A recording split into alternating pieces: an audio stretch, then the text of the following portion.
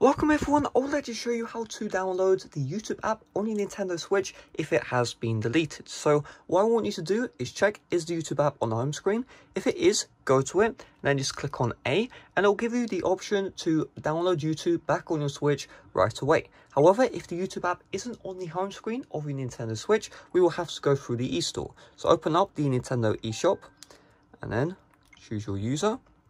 It will take a bit to load up. And once it loads up, you just want to search up for YouTube.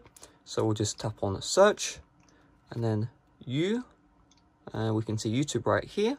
We'll just tap on search again, and then we should see the YouTube app right here.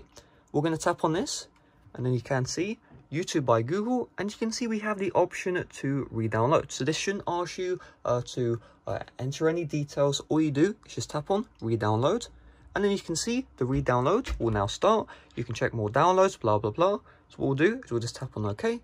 And you can see on the home screen, YouTube is downloading back onto our Nintendo Switch. So it will take a bit of time. Keep in mind that if it takes, a really long time or something like that, I recommend you check out the tutorial on how to speed up download speed. It's in the description down below. It's made for the Nintendo Switch, and it should definitely help you out. So hopefully this video did help you out. If it did, make sure to smash like, subscribe if you're brand new. Check out the playlist on the end screens right now, or in the description down below for a bunch of tips and tricks on the Nintendo Switch. There's guaranteed a ton of new things that you may not know in that playlist, so I recommend you check it out after you're done with this video. See you guys later. Bye bye.